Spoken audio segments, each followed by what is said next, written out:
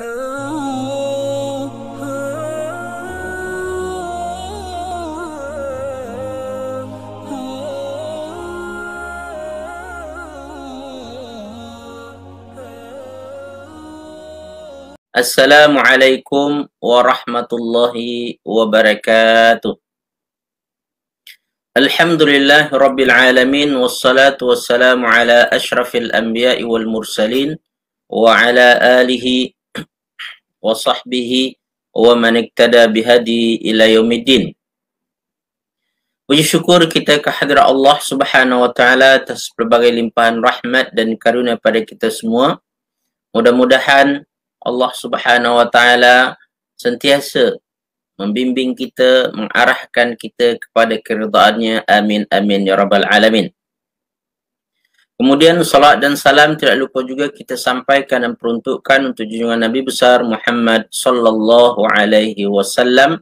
Mudah-mudahan kita juga dapat mengikuti sunnah dan ajaran baginda Rasulullah sallallahu alaihi wasallam. Saudara fillah yang dikasihi sekalian, perkongsian kita tadabbur surah An-Nahl hari ini insya-Allah akan menyambung apa yang kita berhenti pada pertemuan lepas, yang mana kita berhenti pada ayat 71, maka kita akan membincangkan ayat 72 yang bacanya sampai ayat 73 insya-Allah. 2 ayat pada hari ini, dan sila tuan-tuan baca bersama dengan saya di rumah masing-masing. أعوذ بالله من الشيطان الرجيم بسم الله الرحمن الرحيم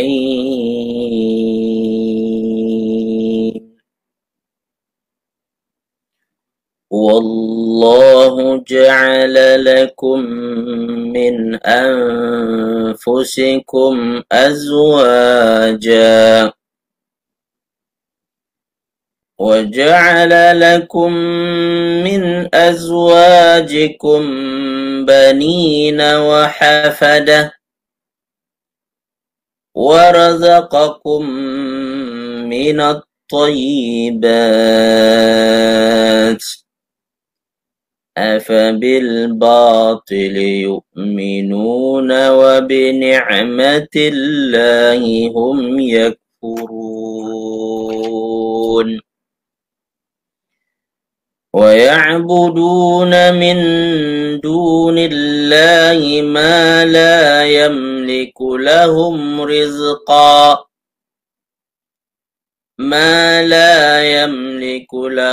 رِزْقًا مِنَ السَّمَاوَاتِ وَالْأَرْضِ شَيْئًا وَلَا يَسْتَطِيعُونَ.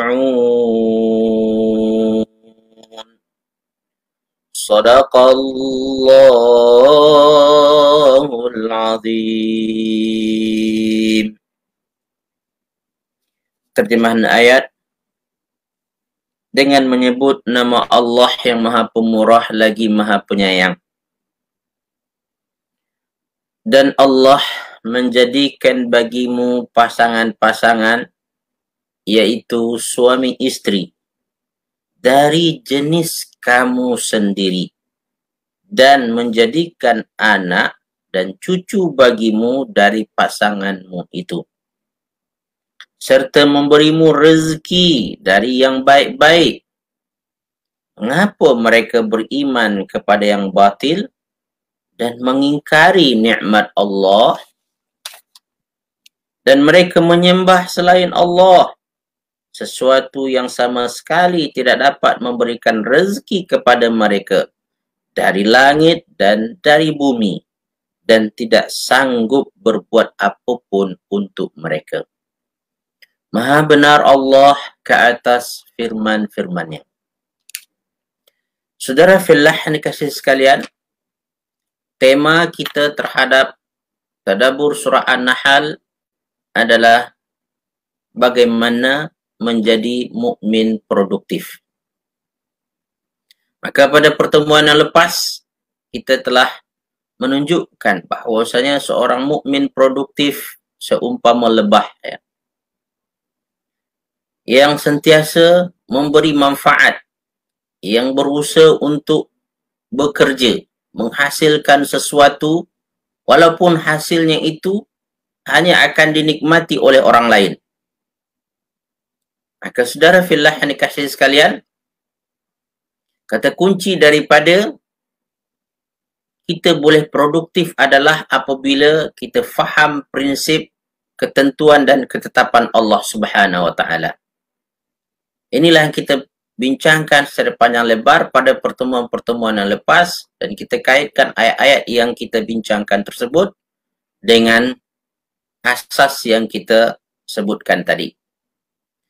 Dan saudara fillah yang dikasihi sekalian, surah An-Nahl ini dinamakan juga dengan surah An-Ni'am, surah yang membincangkan tentang nikmat-nikmat Allah Subhanahu wa taala. Maka pada ayat yang lepas kita ditunjukkan kepada nikmat Allah Subhanahu wa taala, yang mana Allah yang telah memberikan kepada kita kehidupan, dan dia juga yang mematikan kita, dan dia jugalah yang memberikan rezeki kepada kita, dan pada pembagian rezeki itu terdapat kepelbagaian, tak sama antara kita, dan yang pasti adalah rezeki masing-masing kita berbeza, tak sama. Dan apa yang Allah inginkan daripada rezeki yang Allah berikan kepada kita, iaitu kita perlu berkongsi, kita perlu berbagi. Maka apabila kita ingat nikmat Allah, maka ingatlah untuk berbagi. Ingat nikmat Allah, maknanya Allah Subhanahu wa taala Allah Subhanahu wa taala inginkan kita untuk berbagi, kita berkongsi dengan orang-orang yang memerlukan. Lain nikmat yang kita dapat, lain cara kita berbagi. Maka orang diberi nikmat harta, caranya adalah dengan berinfak. Allah bagi ilmu dengan berkongsi ilmu, mengajarkannya, memberi nasihat yang baik pada orang. Allah bagi pangkat jawatan itu perlu digunakan di jalan Allah Subhanahu wa taala untuk bagaimana hukum hakam Allah terlaksana. Keadilan dan kesejahteraan dapat diberikan. So, saudara fillah yang dikasihi sekalian, ingat nikmat, ketahuilah, ingat jugalah untuk berbagi. Jangan ingat nikmat lalu kita simpan-simpan saja. Lalu kita gunakan untuk diri kita saja, dan bahkan orang bakhil kadang-kadang tuan-puan sampai untuk orang lain, jangankan orang lain, untuk diri sendiri pun dia tak guna, kan? Ini kesian orang seperti ini, Ini bakhil, Baik, saudara fillah yang dikasihi sekalian, daripada ayat yang lepas kita juga perlu ingat bahawasanya ingat nikmat Allah, maka syukurilah. Maka pada ayat yang terakhir di ujung tersebut, pada ayat 71 Allah kata, afa bi ni'matillahi yajhadun. Adakah terhadap nikmat-nikmat Allah mereka mengingkarinya? So, saudara fillah yang dikasihi sekalian, yajhadun di sini adalah dalam arti kata menafikan. Jahada yajhadu. Membantah. Membantah. Yajhadun ini bagaimana tuan-puan? Apabila tuan-puan berjanji dengan seseorang, lalu tuan-puan lupa, tuan-puan kata, saya tak ada janjilah. Maka afa bi ni'matillahi yajhadun, ada nikmat yang Allah berikan kepada manusia dan orang merasa itu bukan dari nikmat Allah Subhanahu wa taala. Itu bukan dari Allah Subhanahu. Ini mana yajhadun. Ingat pada ayat yang ke-72 Allah Subhanahu wa taala menggunakan perkataan wa bi ni'matillahi yakfurun. Mereka mengingkari juga nikmat Allah Subhanahu wa taala. Yakfurun, ini kufur nikmat. Kufur maknanya menutupi, tuan-puan. Dia tahu itu adalah nikmat Allah Subhanahu wa taala, tetapi dia tutup-tutupi. Dia anggap itu tidak ada. Tidak ada nikmat. Yajhadun apa tu? Memang dia tahu ini ada nikmat, akan tetapi tuan-puan, dia menolak itu dari Allah Subhanahu wa taala. Yajhadun tidak. Yajhadun maknanya dia merasa tak ada nikmat. Dia merasa tak ada nikmat. Ini dia. Kalau yakfurun, nikmat itu dia ada, dia tahu, tetapi dia tutup-tutupi. Itu yakfurun. Ya, dari perkataan kafara, itu menutupi. Kalau yajhadun, mengingkari. Arti kata merasa tak ada. So ada manusia dengan nikmat Allah ini, tuan-tuan, merasa tak dapat nikmat. Maka dia merasa selalu dalam keadaan kesusahan, merasa bahawa dia tak ada kebaikan yang dia peroleh. Hidup dia merana, menderita saja. Ini nama dia yajhadun, tuan-tuan. Pada hakikatnya kata Allah berdasarkan ayat 71 tersebut, semua kita dapat kurniaan Allah, dapat rezeki. Allah bagi secukupnya pada kita. Maka tuan-puan kasih, menyedari dapat nikmat itu awal daripada bersyukur. Ya. Menyedari dapat nikmat itu adalah awal daripada bersyukur. Sebab ada orang yang tak sedar dapat nikmat tahu. So Allah ingatkan kita melalui ayat yang ke-71 tadi, afa bi ni'matillahi yajhadun. Kita kena ingat nikmat Allah, lalu kita syukuri, kita bersyukur kepada Allah Subhanahu Wa Taala. Jangan kita lupa kepada tidak merasa dapat nikmat.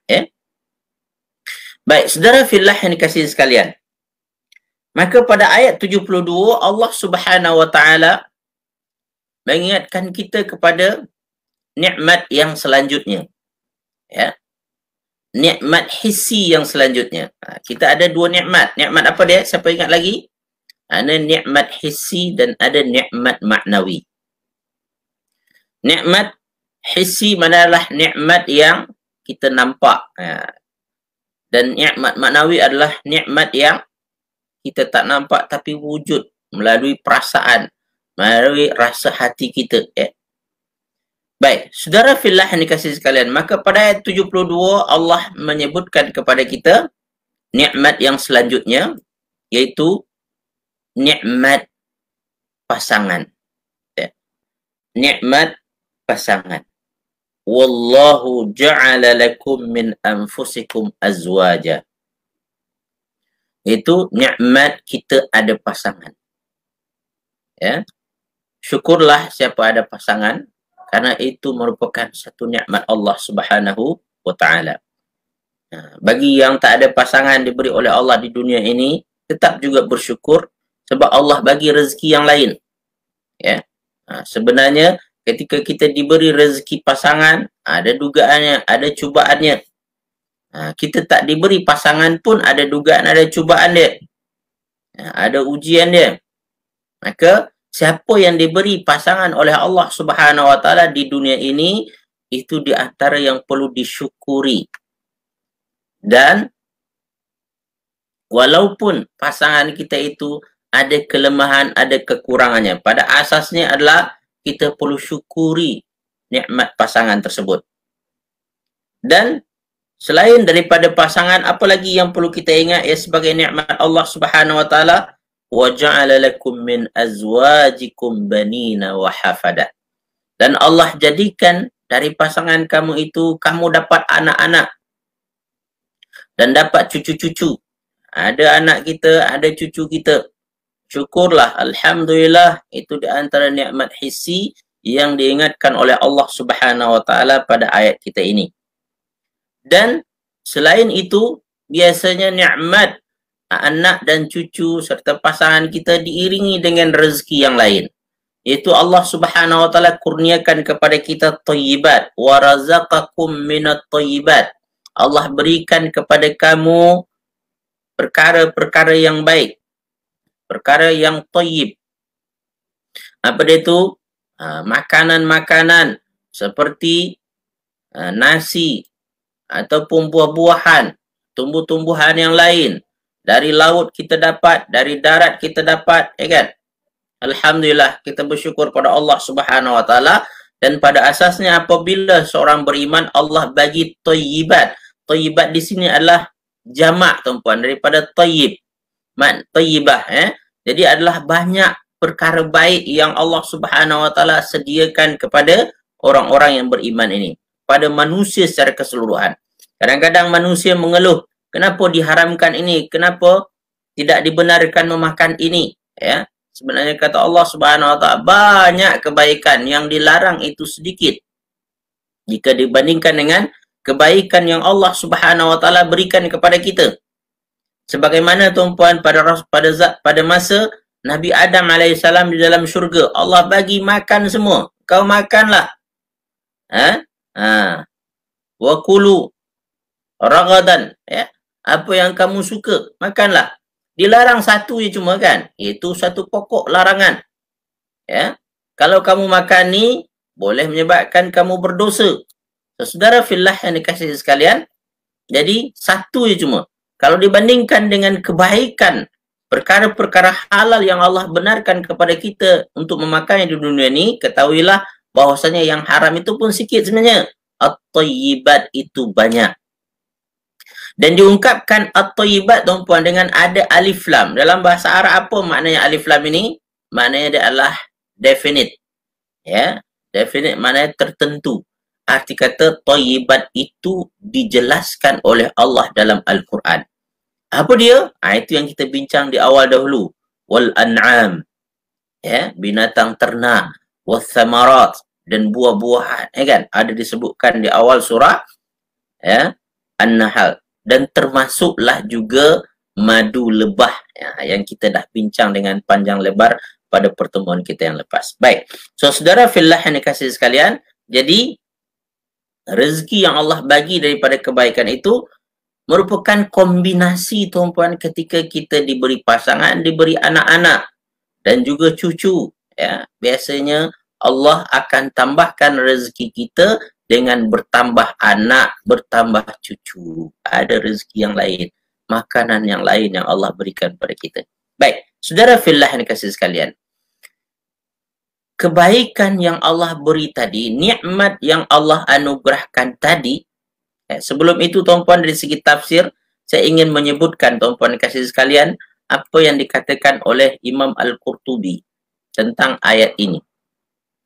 Kata Imam Al-Qurtubi, ayat ini merupakan bantahan terhadap keyakinan orang-orang Arab jahiliyah dahulu, yang mana mereka percaya bahawa ada manusia yang kahwin dengan jin, kata, yang mempunyai pasangan daripada jin. Ya.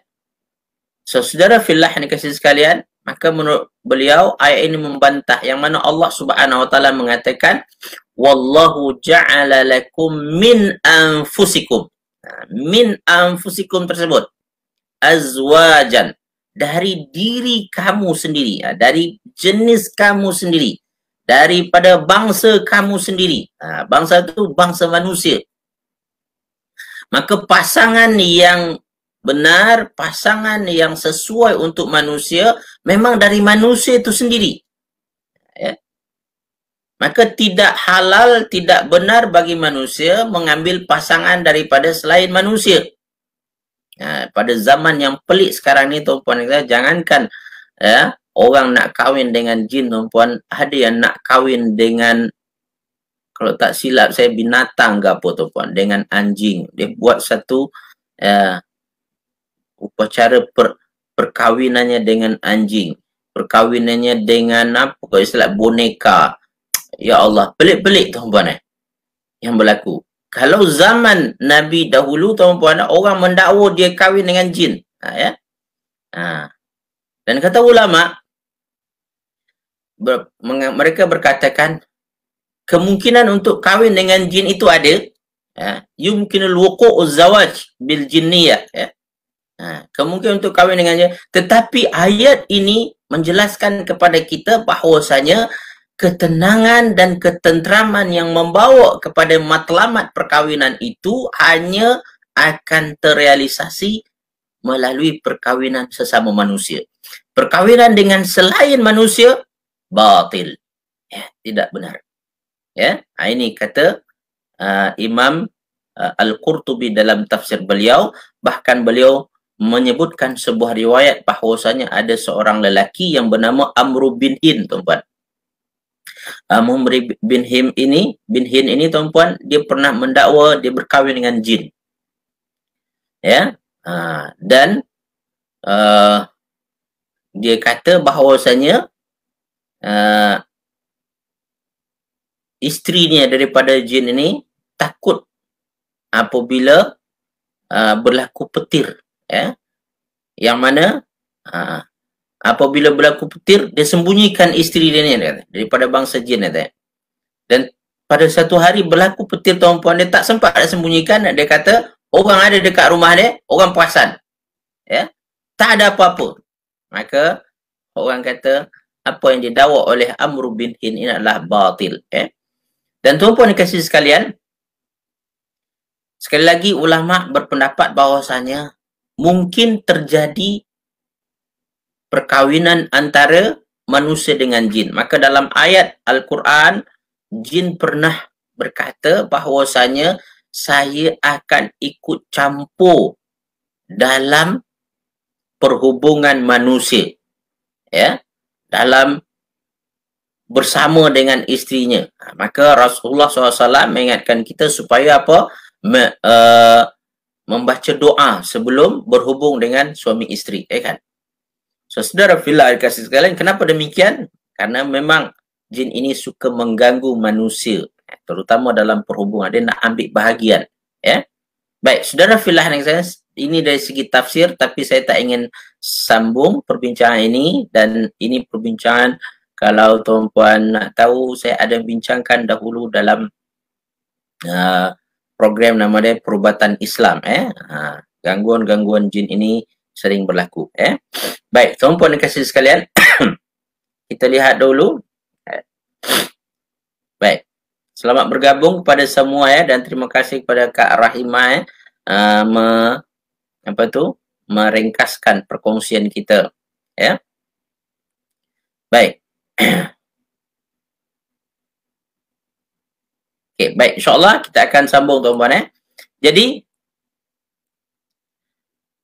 kemudian Allah Subhanahu wa taala dari segi tafsir mengatakan afabil batili yu'minun, pada ayat yang ke-72 tersebut, sayang manusia mereka dapat nikmat daripada Allah Subhanahu wa taala dalam bentuk pasangan, anak-anak dan cucu, dan juga rezeki-rezeki yang baik, tuan-tuan. Dari segi iman mereka tersilap. Mereka beriman dengan sesuatu yang batil. Apakah sesuatu yang batil tersebut? Berhala-berhala, ya, ataupun perkara-perkara yang lain selain daripada Allah Subhanahu wa taala. Mereka beriman kepada yang batil, dan dalam masa yang sama mereka mengingkari nikmat-nikmat Allah.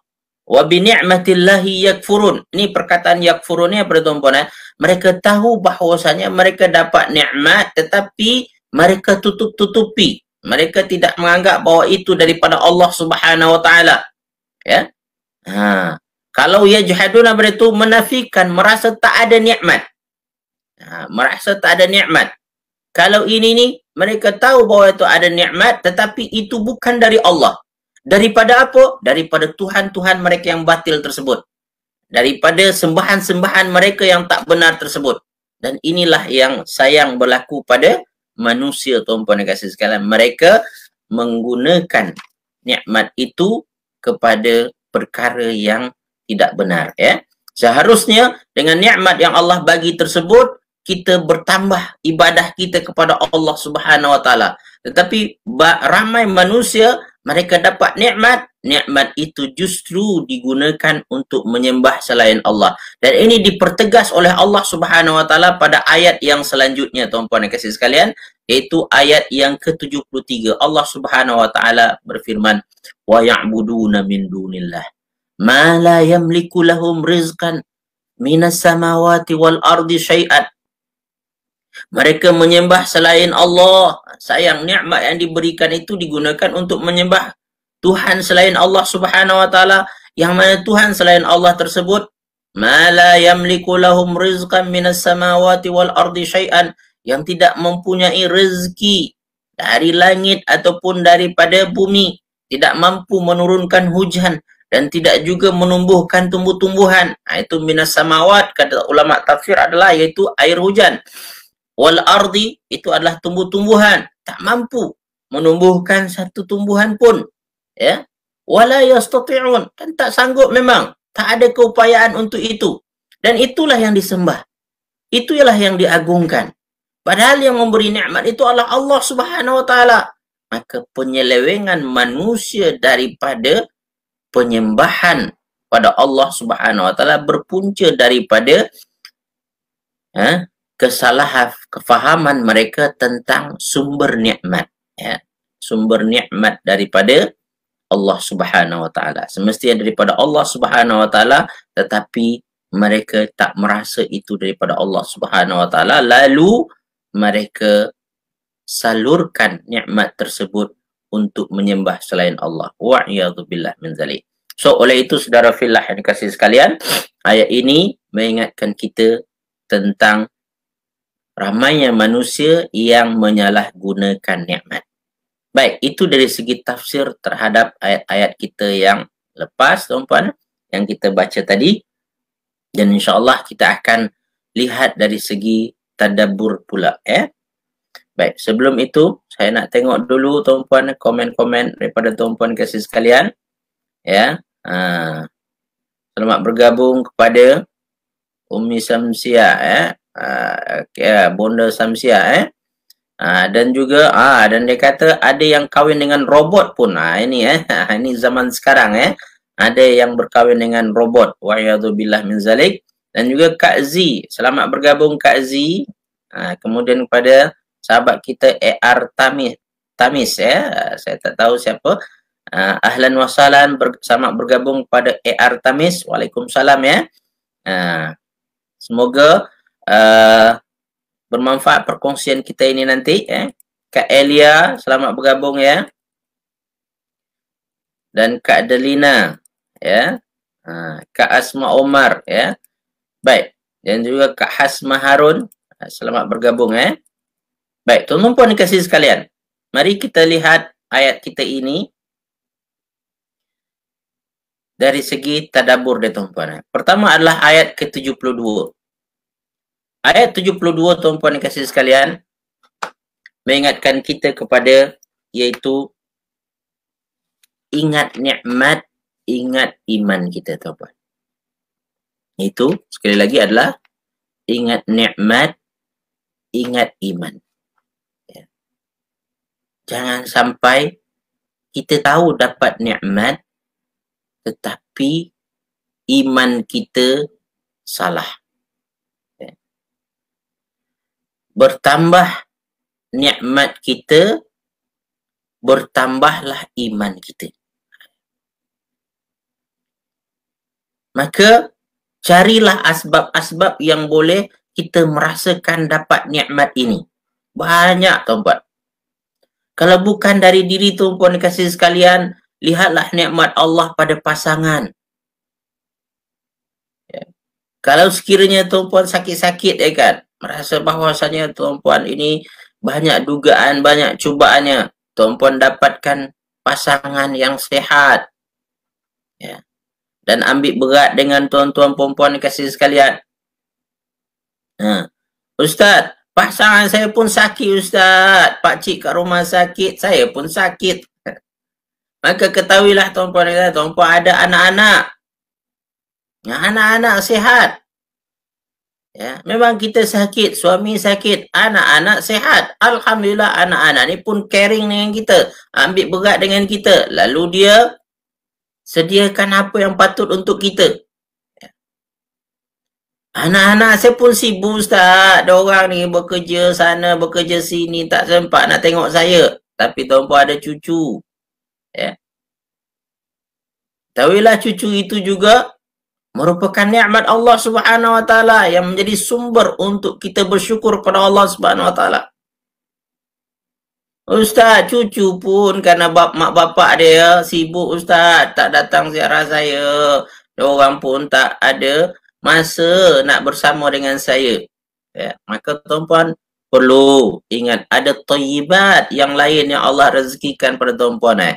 Perkara-perkara yang baik yang Allah sediakan untuk kita. Syukur pada Allah Subhanahu wa taala. Jadi cari asbab untuk bersyukur. Ketahuilah apabila tuan-puan dapat asbab, makin banyak asbab untuk tuan-puan bersyukur, semakin bertambah iman tuan-puan kasih lihat. Semakin kurang asbab untuk tuan-puan dapatkan melihat nikmat Allah, merasakan nikmat Allah, semakin kuranglah iman tuan-puan, Sesungguhnya di antara asbab yang boleh menambah iman kita tuan-puan dengan melihat nikmat-nikmat Allah. Kalau dalam hidup tuan-puan selalu merasakan limpah ruah nikmat Allah Subhanahu wa taala, maka tuan-puan akan terasa Allah Subhanahu wa taala itu sangat sayang kepada aku. Allah Subhanahu wa taala itu sangat pemurah kepada aku. Lalu tuan-puan merasa berhutang budi dengan Allah. Ini memang sudah rasa sepatutnya tuan. Merasa bahwa Allah begitu banyak memberikan sesuatu kepada kita. Rahmat, nikmat, kurniaannya. Maka dengan itu kita akan rasa berhutang untuk melaksanakan ketaatan kepada Allah Subhanahu wa taala. Bahkan ada ulama mengatakan tuan-puan, ad-din, agama, kan?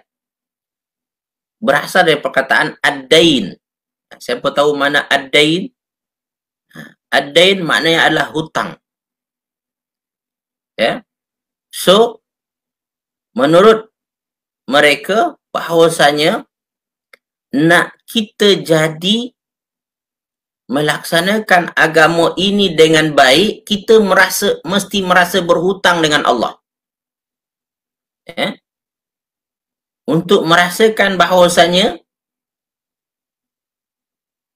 dia kata adalah untuk dapat melaksanakan agama ini dengan baik, maka kita perlu merasa berhutang dengan Allah Subhanahu wa taala.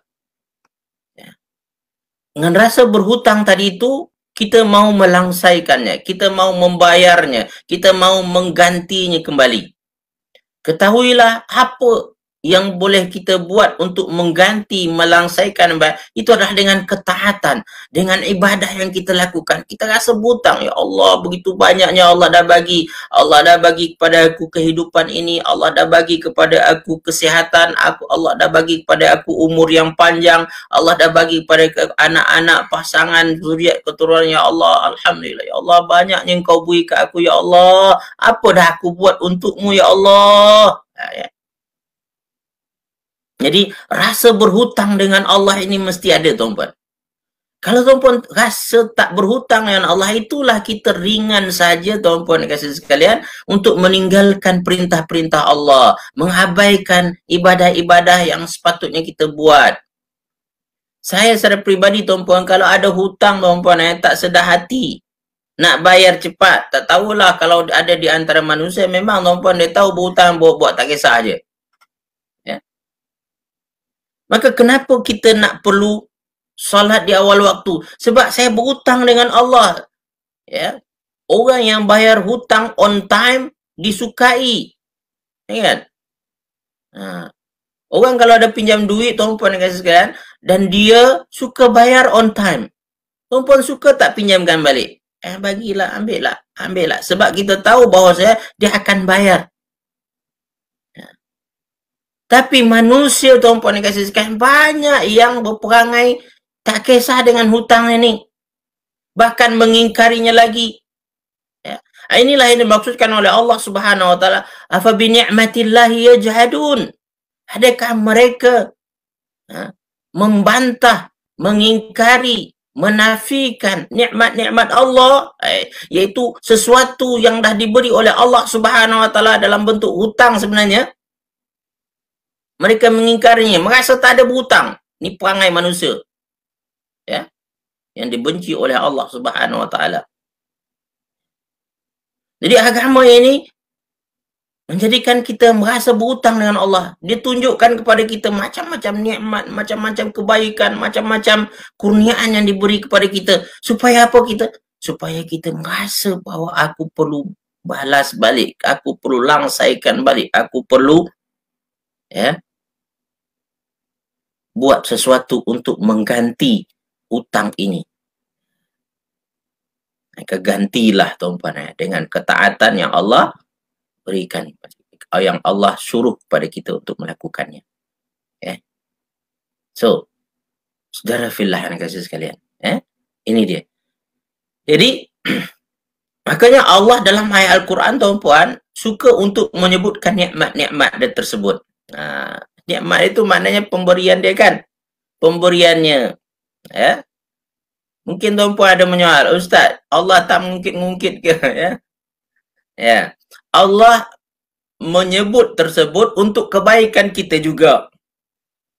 Ya. Allah menyebutkan hutang-hutang kita tu untuk apa dia tu? Untuk kebaikan kita juga. Ya. Sebagaimana tuan-puan dan kasih sekalian, kalau ada kawan berhutang, kata sebagian ustaz-ustaz tuan-puan ya, kalau ada dia berhutang tuan-puan dan kasih sekalian, jangan tuan-puan senyapkan. Justru tuan-puan kena tuntut, tuan-puan kena sebut. Ya. Kalau memang tuan-puan berniat nak mengambil, meminta balik, kan? Tuan-puan kena tagih.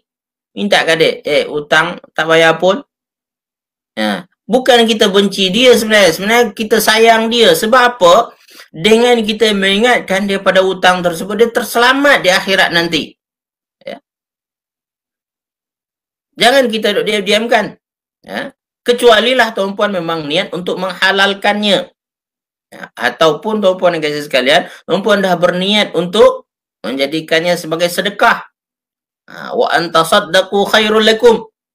Dalam ayat yang lain Allah kata, kalau kau bersedekah kepada mereka itu lebih baik bagi kamu. So, Allah Subhanahu wa taala sebutkan nikmatnya supaya apa dia?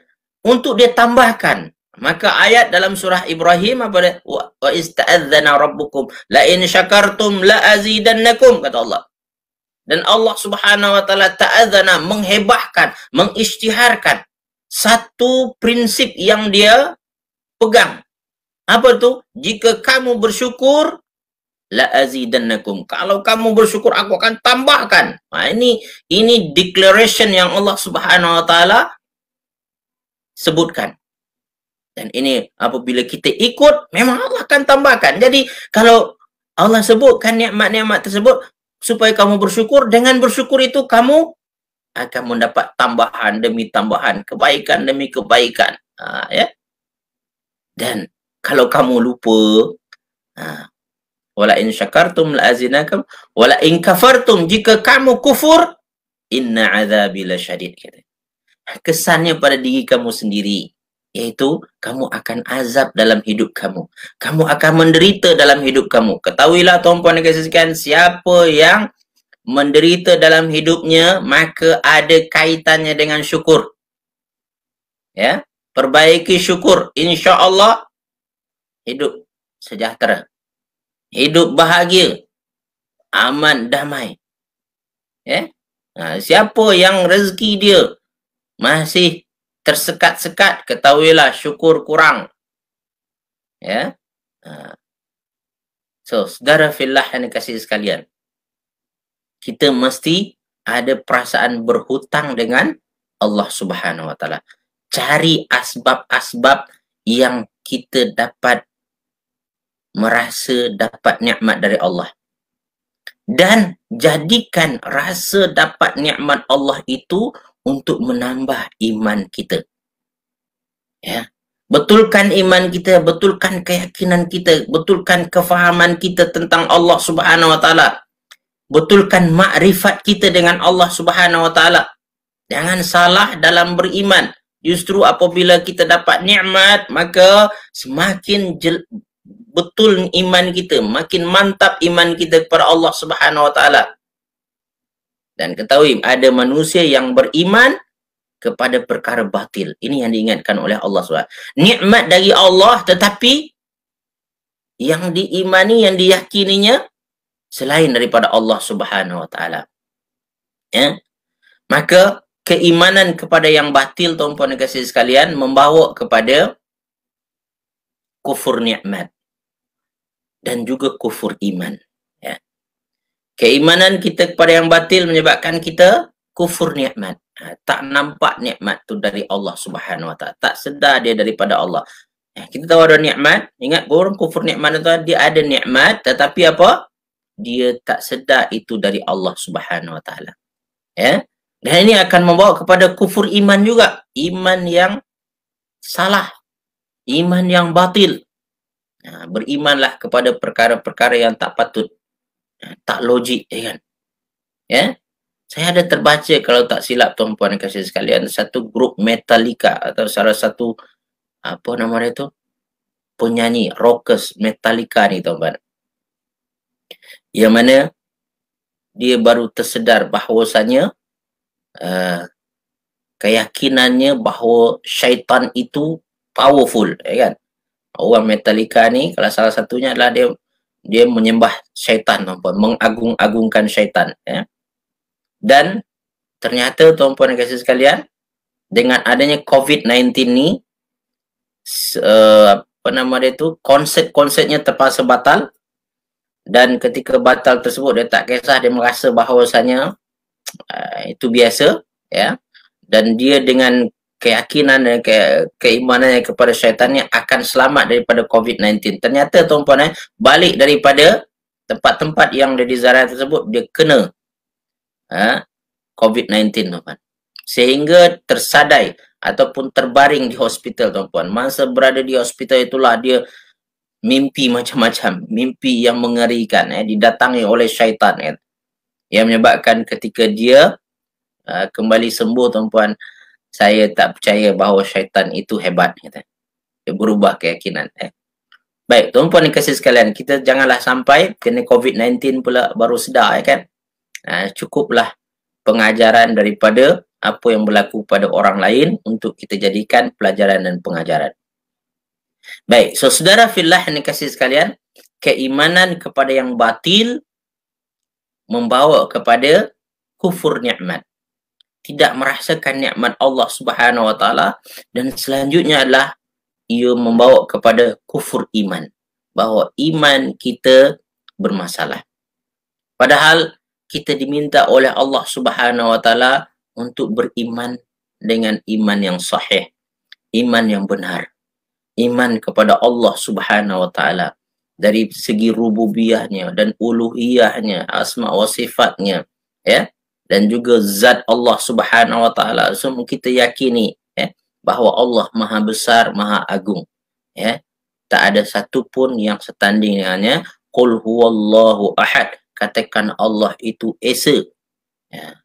Allahus samad, dialah tempat bergantung segala-galanya, segala sesuatu balik pada Allah Subhanahu wa taala, ya. Semua makhluk bergantung pada Allah Subhanahu wa taala, ya. Lam yalid wa lam yulad, tidak melahirkan dan tidak juga dilahirkan. Walam yakul lahu kufuwan ahad, tak ada satu pun yang setanding dan setaraf dengan Allah Subhanahu wa taala. Saudara fillah yang dikasihi sekalian, ketahuilah apabila iman salah, maka ia akan membawa kepada ibadah yang salah, ya. Ingat, iman yang salah akan melahirkan ibadah yang salah, yang salah, Maka iman perlu kita betulkan. Kesilapan dalam memandang nikmat dan rezeki yang diperoleh dan menentukan sumber asalnya membawa kepada kesilapan dalam beramal ibadah, ya. Jadi amal selalu diiringi dengan apa? Dengan iman. Illal ladzina amanu wa amilus solihat. Kecuali orang yang beriman dan beramal soleh, ya. Iman tak boleh pisah dengan amal soleh. Sebagaimana amal soleh tak boleh berpisah daripada iman. Iman kena betul, amal soleh pun kena betulan, ya. Maka saudara fillah ni kasih sekalian, ayat yang ke-73 mengingatkan kita pada bahawasanya penyembahan kita, kalau memang kita orang yang bersyukur, maka penyembahan kepada Allah adalah penyembahan yang benar juga, penyembahan yang betul. Inilah yang kita ungkapkan dalam awal Al-Fatihah, apa? Iyyaka na'budu wa iyyaka nasta'in. Hanya engkau yang kami sembah dan hanya kepada engkaulah kami meminta pertolongan. Iaitu dikenalkan dahulu pada awal Al-Fatihah kita kepada siapa itu Allah. Alhamdulillahi Rabbil Alamin. Segala puji bagi Allah, Tuhan sekalian alam. Bermakna di sini adalah segala sesuatu daripada Allah Subhanahu wa taala, aku hanya akan memuji dan mengagungkannya. Kalau aku puji sesuatu, itu balik kepada dia, sebab segalanya bersumber daripada wa rabbul alamin. Dia adalah Tuhan pengatur, ya, pentadbir alam ini. Maka aku sedar juga siapa dia, Ar-Rahmanir Rahim. Dia Maha Pemurah lagi Maha Penyayang, dia sangat pemurah. Dikenalkan kita kepada sifat asasi dan utama Allah Subhanahu wa taala, iaitu Maha Pemurah, Maha Penyayang. Pemurah Allah, bagaimana kata ulama, maka dia beri semua rezeki kepada orang, tak kira dia itu manusia ataupun binatang, manusia itu beriman ataupun kafir, dia bagi semua. Tapi memang sayang Allah Subhanahu wa taala hanya kepada golongan tertentu saja. Seperti yang disebutkan oleh Allah, innallaha yuhibbut tawwabin wa yuhibbul mutatahhirin. Allah itu sayang kepada orang yang bertaubat dan orang yang suka mensucikan diri. Innallaha ma'as sabirin. Allah itu bersama orang sabar. Innallaha yuhibbul mutawakkilin. Allah itu suka kepada orang yang bertawakal. Dalam sesi bedah buku kita hari itu, kita ada membincangkan tentang orang-orang yang dicintai oleh Allah ini. Dalam satu buku kita bincangkan nama dia Al-Hubbu fil Quran. Kasih sayang dalam Al-Quran. Tuan-puan boleh tengok program kita Bicara Buku, Bicara Santai, membincangkan iaitu kitab nama dia Al-Hubbu fil Quran. Kita sebutkan kasih sayang Allah Subhanahu wa taala itu pada golongan tertentu saja, tidak semua. Hatta orang Islam tak semestinya dia dapatkan kasih sayang Allah Subhanahu wa taala. Islam dia tak pasti lagi dapat, ya, kasih sayang Allah Subhanahu. Kasih sayang Allah itu pada golongan yang spesifik yang disebutkan oleh Allah dalam Al-Quran dan ditambahkan oleh hadis-hadis Nabi, tuan-puan kasih sekalian. Baik, oleh itu saudara fillah ni kasih sekalian, kita apabila menyedari nikmat Allah Subhanahu wa taala, kita kena betulkan ibadah kita. Ibadah kita kena ikhlas, ya. Ia merupakan asas utama ibadah diterima oleh Allah Subhanahu wa taala. Ikhlas hanya kepada Allah Subhanahu wa taala tanpa diselubungi oleh syirik, sama ada syirik akbar ataupun syirik asghar. Syirik asghar apa dia? Kata Rasulullah, syirik asghar itu adalah ar-riya, itu riya. Tidak diselubungi oleh syirik akbar, meyakini kuasa lain selain kuasa Allah Subhanahu wa taala, dan juga adalah selamat daripada riya. Buat sesuatu kerana orang, ya. Jangan. Dan ibadah yang betul bagaimana? Ibadah yang mutabikan li sunnati Rasulullah SAW. Kalau boleh, makin sesuai dengan apa yang diajarkan oleh Allah dan Rasulnya, makin bagus. Ya. Oleh itu, ibadah yang bagus adalah ibadah yang diasaskan pada ilmu. Ilmu yang bersumber daripada Al-Quran dan Sunnah Rasulullah SAW. Di sini kita dituntut untuk selalu menambah ilmu kita. Terutama membetulkan ibadah yang kita buat. Tujuannya adalah untuk membetulkan ibadah kita, bukan untuk judge orang. Saya tahu bahawasanya kadang-kadang dah terlebih ilmu, tuan-puan dan kawan, kita pun belasah orang, kan. Pertama, tujuan kita, tuan-puan dan kasih sekalian, untuk membetulkan ibadah kita dahulu, agar ibadah kita sesuai dengan ajaran Allah dan sunnah Rasulullah SAW. Ya. Yang ketiga, tuan-puan dan kawan, ibadah yang baik adalah ibadah yang berterusan. Adwamuha wa in qalla. Ya, ibadah yang berterusan walaupun sikit. Ya. Nah, dapat istiqamah ini sangat penting dan sangat mustahab, ya. Dan yang keempat, tuan-puan, kalau boleh ibadah kita itu anfa'uhum linnas. Itu paling bermanfaat untuk manusia. Banyak kesan-kesan positif yang kita boleh berikan kepada orang-orang sekeliling kita. Itu kalau boleh ibadahnya. Ada efek ke dalam dan ada efek keluar. efek ke dalamnya adalah makin kita yakin dengan Allah Subhanahu Wa Taala, makin kuat hubungan kita dengan Allah Subhanahu Wa Taala, dan efek keluarlah efek sosial. Kita dapat memberi manfaat kepada orang-orang sekeliling kita, pada orang-orang yang memerlukannya. Dan tumpuan yang kesayang, ibadah yang terbaik itu adalah yang mana kita tidak putus asa ketika diuji.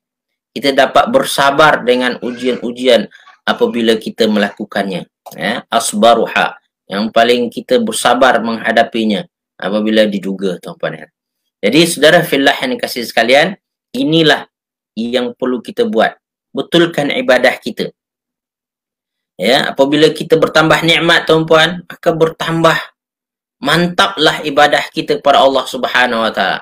Di antara yang perlu kita betulkan adalah iaitu kekhusyukan kita dalam beribadah, tuan-tuan. Maka saya pada minggu ini membincangkan satu kitab dalam program namanya Bicara Buku Bicara Santai. Malam nanti insya-Allah ada pada pukul 9.30 sampai 10.30, iaitu buku nama dia Al-Khusyu' fi Shalah fi Daw'il Kitab wa Sunnah, iaitu buku khusyuk dalam solat berdasarkan panduan Al-Quran dan Sunnah. Kalau tuan-puan ada masa, boleh bersama dengan saya untuk membincangkan tentang khusyuk berdasarkan Al-Quran dan Sunnah. Jadi, kita nak betulkan ibadah kita. Pada pertemuan lepas, kita membincangkan tentang riak dan ikhlas, kan? Maka, InsyaAllah pada minggu ini kita akan cuba untuk belajar untuk ikhlas, untuk khusyuk dalam solat kita. Kita cuba betulkan, jadi saudara fillah yang dikasihi sekalian, sambung sikit lagi, tuan-puan, iaitu manusia mempertuhankan sesuatu yang tidak memberi sebarang manfaat dan mudarat kepada mereka. Kebanyakan manusia yang tersilap dalam ibadah ini dan dalam iman ini, tuan-puan, maka mereka beriman kepada sesuatu yang sia-sia, meyakini sesuatu yang tidak memberi manfaat kepada mereka. Hanya Allah lah yang boleh mendatangkan manfaat dan menghindarkan mudarat daripada kita semua. Maka pegang baik-baik, mudah-mudahan kita selamat ibadah kita dan selamat iman kita, bertambah syukur kita kepada Allah Subhanahu Wa Taala. Saudara fillah yang dikasihi sekalian, demikian dulu perkongsian kita pada hari ini, dan insyaAllah pada pertemuan akan datang kita akan sambung pada ayat 74 dan selanjutnya insyaAllah. Saya ingin melihat komen-komen tuan-puan kasih sekalian terlebih dahulu. Mudah-mudahan terima kasih Kak Raimah sekali lagi kerana memberikan ringkasan-ringkasan, dan dia keluar sebabkan ada hal dan selamat datang pada semua okey.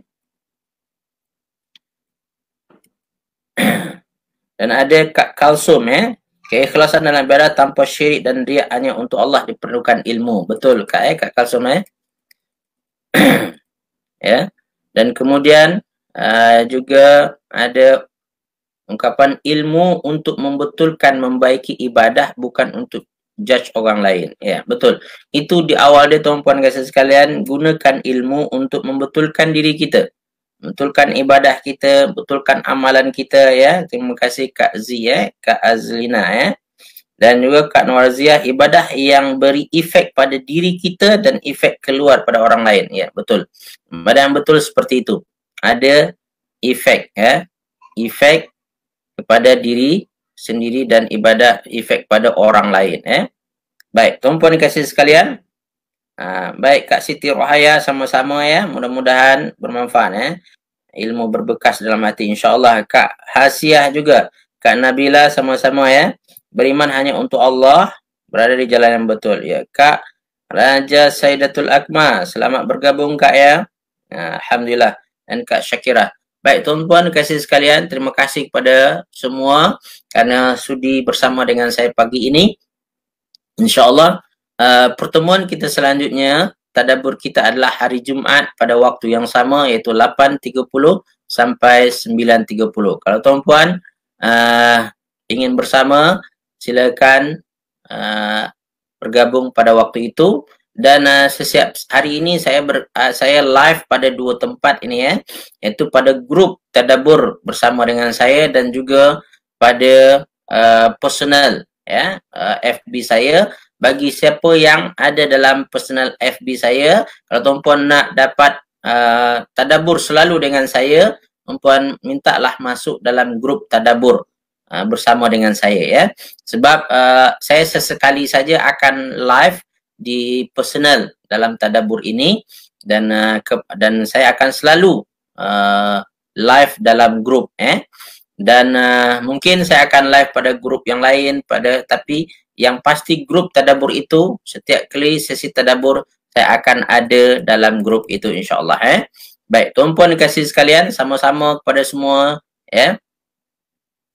Ya, Kak Tasnim, Kak Tasnim ada satu soalan yang menarik Ustaz, bagaimana mengingatkan orang yang berhutang kepada kita rasa malu nak bertanya? Itulah kita kadang-kadang dalam dilema duit kita kan. Nak meminta malu pula kita Kak Tasnim maka cuba landasi kita mengingatkan itu kepada landasan yang betul tadi. Landasan dia apa itu? Kita mengingatkannya sebab sayang dia. Sebab sayang dia, kita tak nak dia terus berada dalam ikatan hutang sedangkan dia mampu membayarnya. Dalam hadis sahih sebutkan oleh Imam Bukhari, Al-Mutil. Nama dia tuan-puan, ada orang yang menunda-nunda membayar hutang dan sedangkan dia mampu, dan orang itu dianggap berdosa tuan-puan. Itu berdosa tu. Berdosa orang yang mampu tapi dia menunda-nunda membayarnya So oleh itu kat Tasnim anggaplah bahawasanya kalau akak memang nak minta duit tu, tuan-puan akak cuba untuk tebalkan muka anggap bahawasanya kita sedang menolong dia, bukan nak menghinakannya Baik. InsyaAllah orang berhutang tak malu, kita yang ini Kak Elia ni pengalaman itu betul, orang berhutang tak malu, kita yang berhutang jadi segan nak menagih inilah realiti yang berlaku mudah-mudahan kita dapat membantu orang yang berhutang ni saya pun kadang-kadang dilema seperti itu juga ramai orang Baik, insyaAllah juga kepada siapa ni saya tahu, insyaAllah looking forward for the class on khusyuk. InsyaAllah malam nanti tuan-puan kita akan ada sesi itu khusyuk dalam solat berdasarkan panduan kitab Al-Quran dan Sunnah Ya, terima kasih Ustaz. Mungkin dia lupa, maka itulah kita ingatkan dia. Allah mengingatkan kita dengan nikmat-nikmatnya supaya kita jangan lupa. Banyakkan manusia itu memang pelupa. Maka ingatkan Kak Kak Noliza. Ustaz, surah An-Nas Allah letakkan di akhir sekali dalam Al-Quran. Mesti ada keistimewaan, iaitu jin.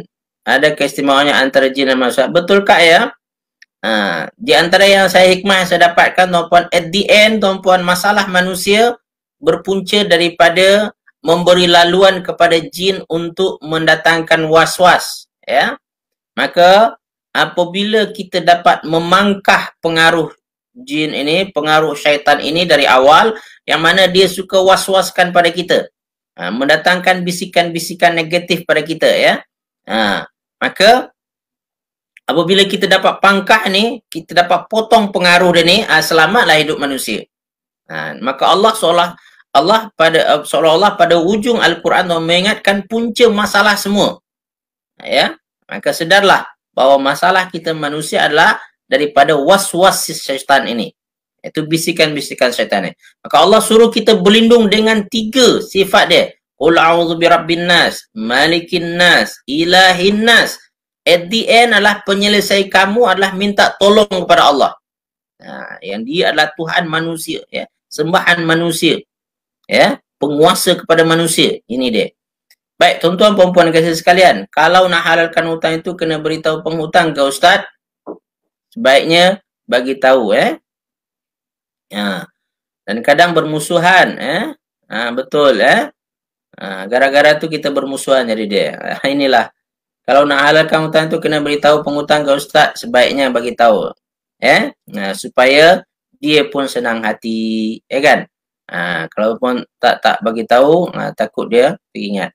Ustaz, kalau kita niatkan sedekah je, kalau dia tak bayar, tapi kalau dia bayar, dia terima. Boleh kan Ustaz? Boleh.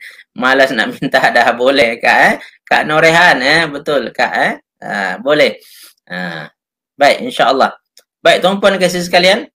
Terima kasih atas penjelasan tentang bisikan syaitan. Okay, Kak Nuriza. Sama-sama Kak Nuriza. Baik, saya cukupkan di sana sebab saya pun ada kelas sekejap lagi. Pukul 10 dekat Yayasan Taklim. Iaitu bahasa Arab. Tapi untuk advance, kalau tuan-puan ada masa dan kesempatan, boleh bergabung dengan saya dalam program dekat Yayasan Taklim. Yang baik dan benar daripada Allah Subhanahu Wa Taala, salah silap daripada diri saya sendiri, kepada Allah saya mohon ampunannya, pada kita semua saya mohon kemaafannya. Tutup dengan tasbih kafarah dan surat al-asri. Subhanakallahumma bihamdik, asyhadu an la ilaha anta astaghfiruka wa atubu ilaik. A'udzu billahi minasyaitonir rajim. Bismillahirrahmanirrahim. Wal 'ashr innal insana lafi khusr illa alladhina amanu wa 'amilus salihati wa tawassaw bil haqq wa tawassaw bis sabr. Assalamualaikum warahmatullahi wabarakatuh.